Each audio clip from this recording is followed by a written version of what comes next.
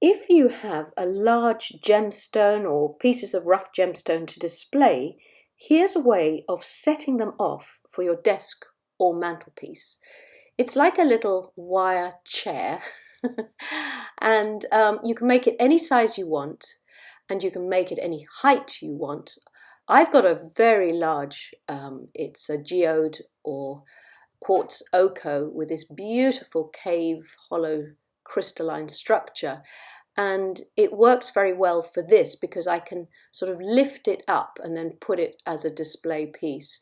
And here's the other side of the Quartz Oko that I got from Charmers Gems, who I do highly recommend. Look at this beautiful piece. It came as one, and I decorated one side with gilding foil, gold foil, and the other side I painted just to show how you could create something more unusual and decorative for your home. So I'm using 0.6 for some binding wire, and this is aluminium wire, 1.5 millimeter, and it comes in this sort of golden color because I wanted to, obviously the outside of my quartz was geode is has this gold, so I wanted to enhance that. But you can do this with any color wire because aluminium comes in so many different colors. So you can go for the silver, you can go for pink, you can go for blue, whatever your gemstone color is, pick that particular aluminium color. So I'm just undoing the coil because this is how it comes, and I'm going to the very, very end of the wire that I've pulled out, and I'm starting off as always with a little circle using the tips of my round nose pliers, and then I'm going to curl and spiral. So just go round and round and keep a tight, well, it doesn't have to be that tight actually. You could keep a little bit of a open coil for this one because it really depends on the size of the crystal that you want to display, the width of it, the height of it, everything. So you want to make it as, sort of a certain size to sit underneath without being seen. You don't want this display to be seen. It's just a sort of hidden thing that lifts it up. So basically coil it round because it's the easiest thing to do with wire. And because the aluminium is so soft, you can even use your fingers. So just go round and round, creating a coil that will sit underneath whatever stone you want to display. So I'm just working out to see what's going to sit well underneath the flat part of my Quartz Oko. So here we go a little bit longer, and then we're going to create some legs for it. So I'm just pulling out the wire to make that just a bit bigger. I think that's about the right size. So now I've got the size, I'm going to bend a right angle in my wire. And this is going to be the start of one of the legs. And the height that I'm going to do for this is about 1 inch, 2.5 centimeters for each leg. And then I'm just going to bend it back up to form the leg or the loop.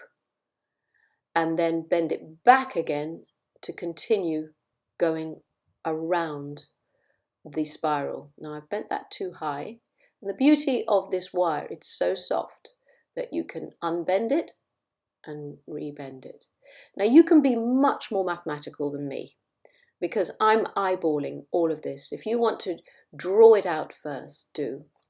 So now I'm going to use the 0.6 millimeter, about 3 inches of the 0.6 millimeter gauge binding wire. And again, you don't have to use 0.6, it can be 0.5, it can be 0.4, but I found that 0.6 is nice and strong, and I had it to hand, and it was the right color. So I'm just keeping the color the same so it doesn't notice, these little bindings don't notice. And I'm going to bind the two pieces on one side, so where the leg comes out from the spiral, it's going to be bound to the next bit of spiral, and that will hold and stabilize and secure it so that the legs don't sort of open up. and just put a couple of 2 or 3 bindings, doesn't have to be masses of bindings. Just carefully wrap it round. You don't want them to overlap, those wires to overlap. And you will need to just sort of like, neaten them up. So you squeeze them together so that the wires look neat, and you can use your chain nose as I'm doing, or use your flat nose pliers to get, and then squeeze the whole thing down.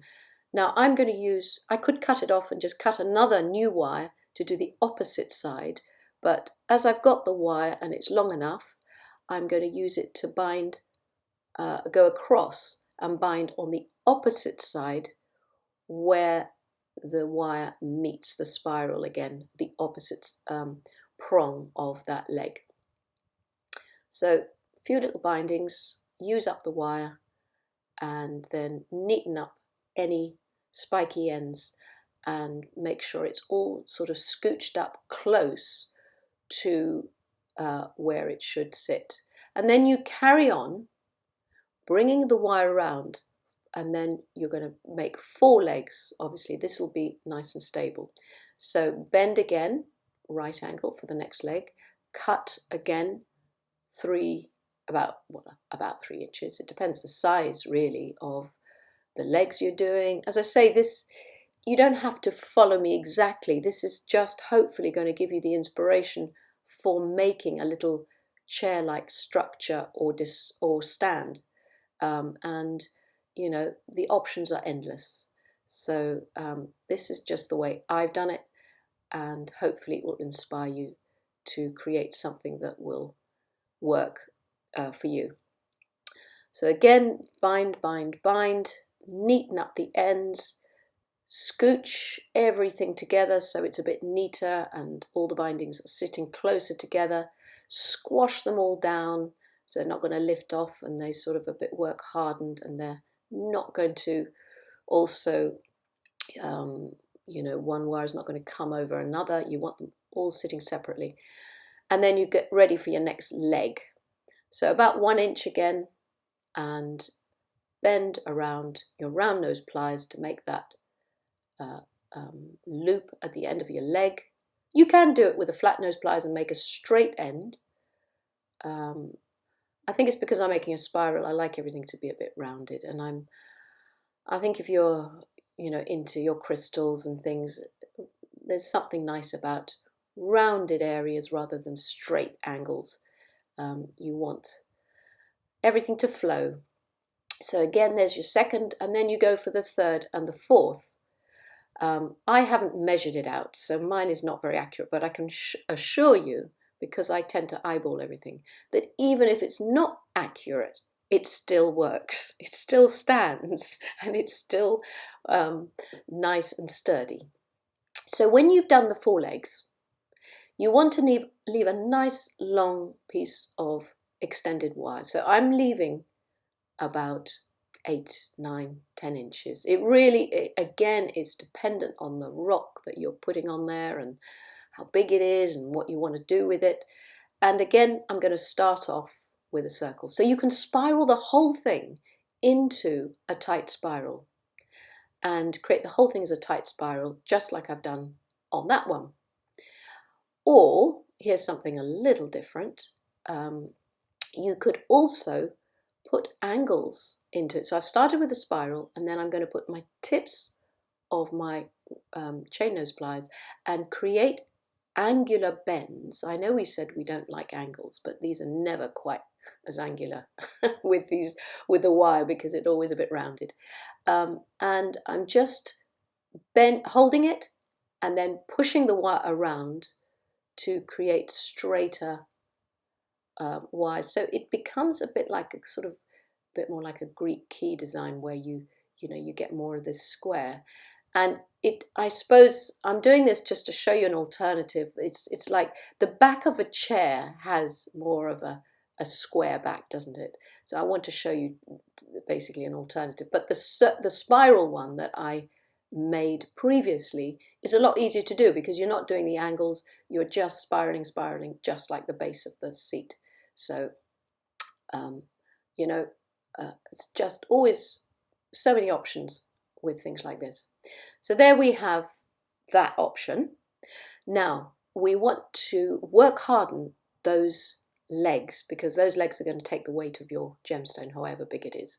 And so just stroke hammer, and aluminium is a beautifully soft wire. It wants to spread, it flattens so easily, you don't need to bash it hard at all.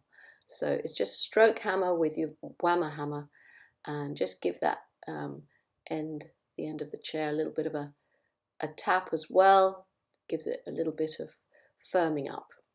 And now we're ready to create the actual legs by bending them to a right angle to the base spiral. So bend them all, go around each one.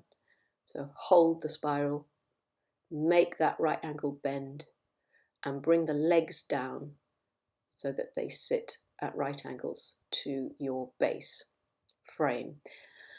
And then I do another, once I've bent those, then I sort of have a look at, if they're a bit lopsided, I can pull them. This is the beautiful thing about wire, it's still a little bit pliable. And then I can bend the ends into a sort of lip that gives it a sturdier base structure as well. So hold them with your flat nose pliers and create another little right angle bend right at the end, and this just gives it a little bit more sturdiness.